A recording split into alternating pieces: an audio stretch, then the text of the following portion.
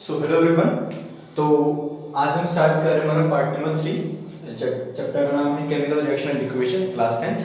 तो देखिए, हमने पिछले दो क्लासेस में ये पढ़ा था, दो वीडियोस में हमने ये पढ़ा था कि केमिकल रिएक्शन क्या होती है, ठीक है, और उसके ऑब्जर्वेशंस क्या क्या होते हैं। ठीक है, हमने इतना पढ़ लिया था, ठीक है। और हमने चार ऑब्जर्वेशन पढ़ी थी। एक पढ़ा था चेंज इन कलर, ठीक है, एवोल्यूशन ऑफ गैस, ठीक है। थर्ड पॉइंट था हमारा formation of PPT, third observation. And fourth observation हमारी थी कौन सी, बोलिए।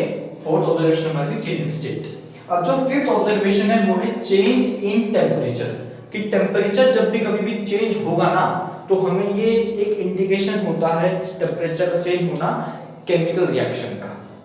ध्यान समझिए, टेम्परेचर जो होता है ना, एक ऐसा पैरामीटर है जो रिएक्शन को काफी तरीके से अफेक्ट करता है। एक रिएक्शन स्लो हो रही है, ठीक है, बहुत टाइम लगा रही है होने में, आपने टेम्परेचर इंक्रीज कर दिया, रिएक्शन फास्ट होने लग गई। एक प्रोसेस है जो कि बहुत ही फास्ट तरीके से हो रहा है, आपने टेम्परेचर बहुत कम कर दिया, वो प्रोसेस का जो होना था, उस प्रोसेस का जो रेट था वो कम हो गया, ठीक है। इसी तरीके से जो टेम्परेचर होता है वो रिएक्शन के अंदर बदलता है, ठीक है ना। Most of the chemical reactions में जो टेम्परेचर होगा ना वो बदलेगा, ठीक है। तो टेम्परेचर बदलने का मतलब देखिए कैसे है। देखो, जैसे मान लो मेरे पास एक सब्सटेंस था ए, एक केमिकल सब्सटेंस है, मान लो ये है, ठीक है ना, ये मेरे पास है वो सब्सटेंस ए है। मैंने इसमें फिर से वही बी ऐड किया, ठीक है। और जब मैंने इसमें बी ऐड किया, तो जो बी ऐड करने के बाद जब रिएक्शन हुई होगी, ए और बी के मॉलिक्यूल्स आपस में आके टकराए होंगे, रिएक्शन की होगी, तो क्या हुआ होगा, यहाँ पे सी बनकर के आ गया। इसी रिएक्टर के अंदर क्या हुआ, सी बनकर के आ गया, ठीक है। अब ये जो सी बना है इसके अंदर, इसके यहाँ पे देखो क्या हो सकता है, यहाँ पे दो ऑब्जर्वेशन आ सकती है चेंज इन टेम्परेचर को लेकर के। पहली ऑब्जर्वेशन क्या है कि भैया पहले जो इस बीकर का जो टेम्परेचर था, पहले बीकर अभी गर्म हो गया, इसकी जो वॉल्स हैं यहाँ पे बीकर हॉट हो गया है, या फिर ये बीकर ठंडा हो गया, बीकर कोल्ड हो गया। मतलब कि जो रिएक्शन में क्या हुआ, दो ऑब्जर्वेशन, या तो टेम्परेचर कम हो गया या टेम्परेचर बढ़ गया।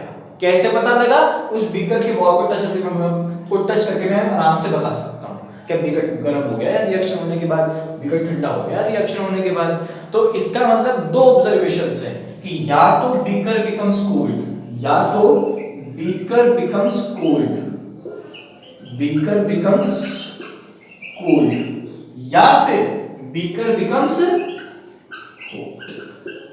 तो ये इंडिकेशन है किसका, ये इंडिकेशन है, ये ऑब्जर्वेशन है जो कि हमें बताता है कि हाँ केमिकल रिएक्शन हुई होगी, ठीक है।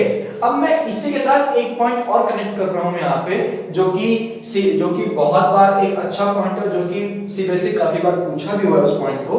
देखिए वो पॉइंट क्या है, देखिए वो पॉइंट ये है कि आपने यहाँ पे ये देखा,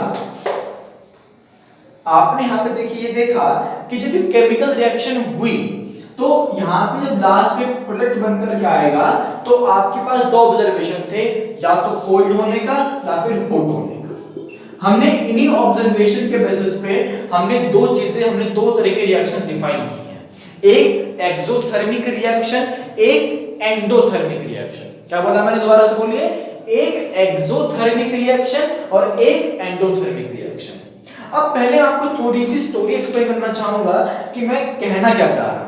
मैं ये कहना चाह रहा हूं कि जो ये कि देखिए यहाँ पे जब मैंने इस बीकर को, जैसे मान लो ये बीकर है, कोई बीकर हुआ होगा, मैंने उसकी वॉल को टच करके देखा, तो बीकर गर्म क्यों हुआ या बीकर ठंडा क्यों हुआ, क्योंकि भैया जैसे मान लो A प्लस बी रिएक्ट करके जो C बनाया है, A प्लस बी रिएक्ट करके जो C बनाया है, जब ये C यहाँ पे रिएक्शन मिक्सचर में है, तो जो C बना है इसके साथ में देखिए दो ऑब्जर्वेशन थी, ठीक है ना।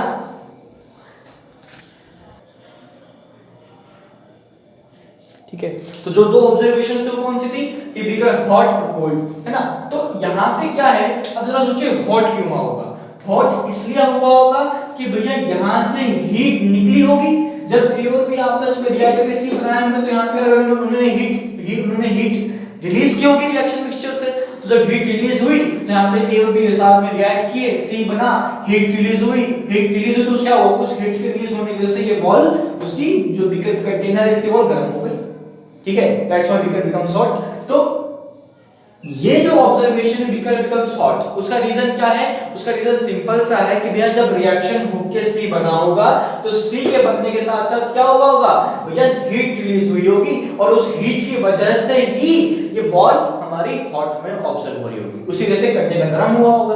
तो इसका मतलब क्या है कि इस केस के अंदर यहाँ पे जो हॉट वाला केस है, यहाँ पे मैं एक बात बोल सकता हूँ कि रिएक्शन में हीट इज इवोल्व्ड, हीट प्रोड्यूस हुई है, हीट इज प्रोड्यूस्ड, रिएक्शन में heat is produced, heat produced हुई है रिएक्शन के अंदर। अब अगर क्या कॉमन सेंस वाली बात कर रहे हैं तो पता ही हमें, सिंपल सी बात है, अगर बीकर हॉट हुआ है रिएक्शन होने के बाद तो ऑब्वियसली बात है जब ये सी बना होगा तो हीट रिलीज हुई होगी, हीट रिलीज हुई होगी तो ये बीकर गर्म हो गया होगा, सिंपल सी बात है। अगर मैं आपसे बात करूं बीकर बिकम्स कोल्ड, अब जरा इसका सोच के बताओ कि बीकर ठंडा कैसे हो गया। देखो बीकर के ठंडा होने का मतलब क्या है, कोल्ड की बात कर रहा हूं, बीकर बिकम्स कोल्ड का मतलब क्या है कि देखो भैया जब ये और भी आपस में आके रिएक्ट करके सी बनाए तो देखो क्या हुआ, बीकर ठंडा हो गया, दिस बीकर बिकम्स कोल्ड, इस बीकर का टेंपरेचर कम हो गया। टेंपरेचर कम होने का मतलब ये है कि भैया जब ए और बी आपस में आके मिले होंगे तो क्या है, उन्होंने कुछ हीट आसपास के सराउंडिंग से एब्जॉर्ब की होगी, they must have absorbed some sort of heat, some part of heat from the reaction। देखिए कुछ रिएक्शंस ऐसी होती हैं जिनको कराने के लिए आपको कुछ अमाउंट ऑफ हीट देना पड़ता है, तो ताकि वो रिएक्शन होती है, ठीक है ना।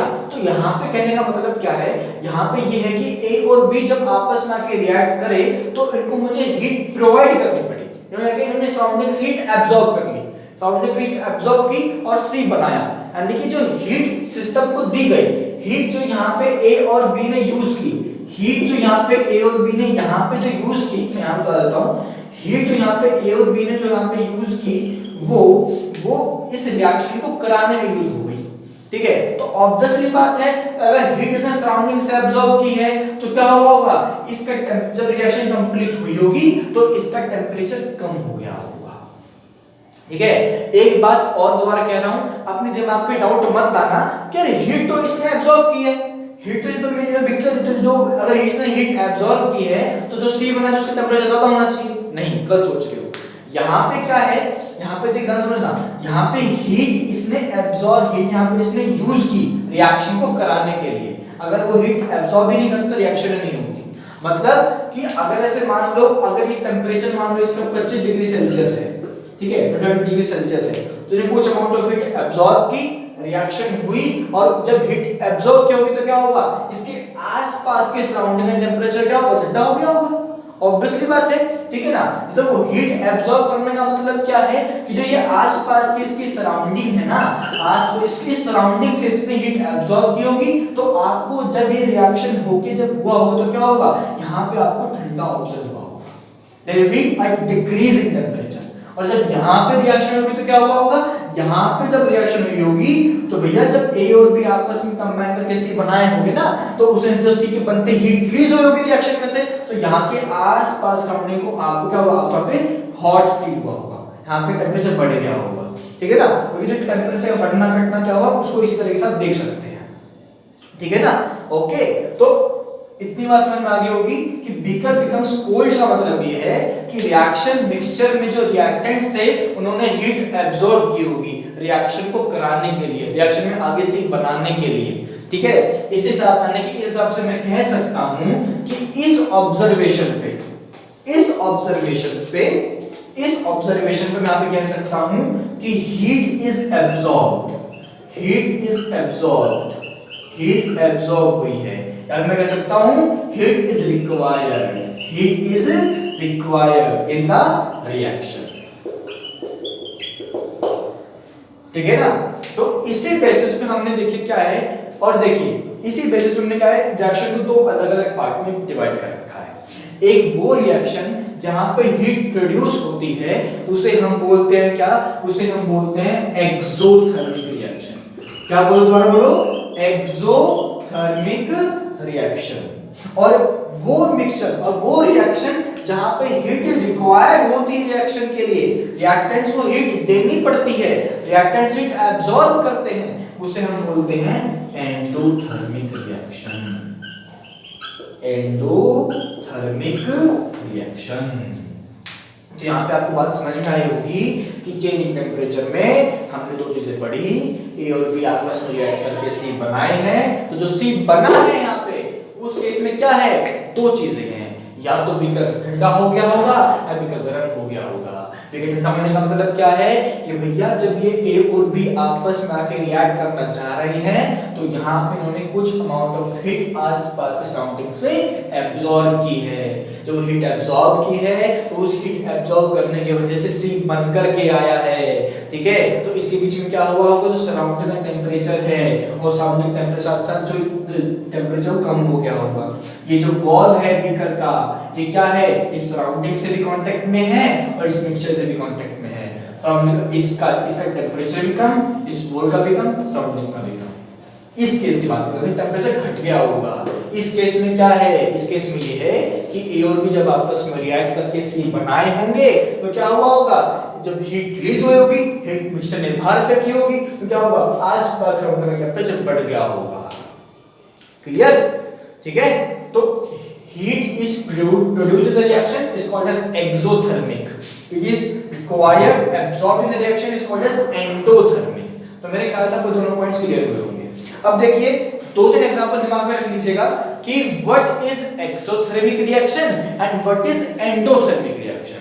एक्सोथर्मिक रिएक्शन से आप क्या इसका डेफिनेशन आपने पता होगी, डेफिनेशन तो मैंने बता दी अभी heat of reaction in which heat is produced along with the formation of product। ऐसी रिएक्शन जहां पे हीट प्रोड्यूस होती है प्रोडक्ट के फॉर्मेशन के साथ, उसे हम बोलते हैं एक्सोथर्मिक रिएक्शन। और ऐसी रिएक्शन जहां पे हीट देनी पड़ती है रिएक्शन को कराने के लिए, हीट एब्सॉर्ब होती है, उसे बोलते हैं एंडोथर्मिक रिएक्शन। अगर मैं आपके सामने एक क्वेश्चन पूछ लूं अभी तो आप मुझे बता भी देंगे कि कौन से एक्सोथर्मिक का रिप्रेजेंटेशन है और कौन सा एंडोथर्मिक का रिप्रेजेंटेशन है।